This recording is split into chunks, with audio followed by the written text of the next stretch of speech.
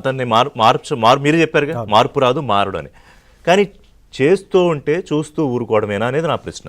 ఖచ్చితంగా ఒకరోజు లేట్ అవ్వచ్చు, కానీ చట్టాలు చూస్తూ ఊరుకోవండి. కాకపోతే ఏమవుతుందంటే చట్టాలు అందరికీ ఒకలా సరిగ్గా పనిచేయట్లా.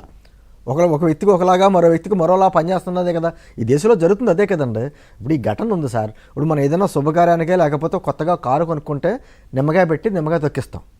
అంటే నిమ్మకాయకి మనిషి తలకాయకి పెద్ద తేడా ఉండదు వాళ్ళకి. సారీ అంటే తేడా ఉండదు వాళ్ళకి. ఏంటంటే మనిషి ప్రాణం అంటే చాలా చిన్న చూపు వాళ్ళకి, పెద్ద ఇష్యూ ఏం కాదండి.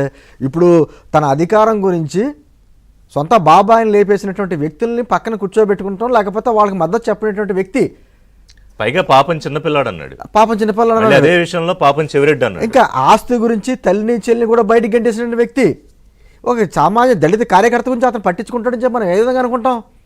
కాదండి సొంత అంతేలేండి. అదే అంటే ఏ విధంగా ఆశించగలం అతని గురించి? ఇప్పుడు అతని పార్టీ కార్యకర్తలు ఏదైనా తప్పు, ఇప్పుడు మేము ఉన్నామండి, మేము ఏమన్నా తప్పు చేస్తే ఇమీడియట్గా మా పార్టీ నుంచి మాకు వార్నింగ్లు వస్తాయి, ఇటువంటి భాష మాట్లాడకూడదు, లేకపోతే ఇటువంటి కార్యక్రమాలు చేయకూడదు అనేటువంటిది.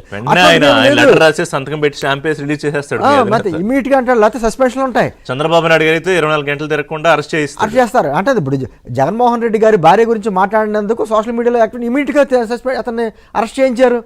నేను అంటే అటువంటి కార్యక్రమాలు అక్కడ ఉండవు. ఇంకా మద్దతు చెప్తాడు ఆయన. ఈ రోజున బహిరంగంగా కత్తులు పెట్టుకుని రాసి పంపిస్తారు. అలా కదండి, స్క్రిప్ట్ రాసి పంపిస్తారు. నేను అంటే కత్తులు తీసుకుని మరి రక్తాభిషేకం చేశారంటే జగన్మోహన్ రెడ్డి ఫ్లెక్సీకి వాళ్ళు అసలు మనుషులా లేదా తీసుకోవాలి కదా, వాళ్ళ మనుషులా సైకోలా? ఇటువంటి వ్యక్తులు సమాజంలో తిరగడానికి అర్హులా? నేను అంటే ఇవన్నీ క్వశ్చన్ మార్క్స్. ఏమవుతుందంటే ఈ రోజు వాళ్ళు చేస్తున్న కార్యక్రమం వలన రాష్ట్రానికే కాదండి, మొత్తం ఇటువంటి వ్యక్తులు ఆంధ్రప్రదేశ్లో ఉన్నట్టే గతంలో ఎప్పుడు చూడలేనటువంటి సంస్కృతి.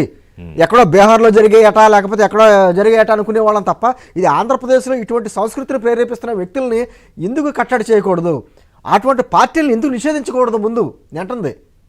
మామూలుగా ఏంటంటే మీరు అన్నదాని ప్రకారం ఒక 10-15 ఏళ్ల క్రితం యూపీలో కానీ బీహార్లో కానీ ఇలా కొన్ని చోట్ల ఉన్న సిచ్యుయేషన్స్ని విజువల్స్ ఇవాళ మనం 2025లో చూస్తున్నాం ఆంధ్రప్రదేశ్లో అని అంటుంది. జగన్ దయ వల్ల ఇప్పటికీ కూడా మనం సరైన చర్యలు జగన్మోహన్ రెడ్డి గారి మీద లేకపోతే అతని గ్యాంగ్ మీద తీసుకోకపోతే ఇది కంటిన్యూ అవుద్ది.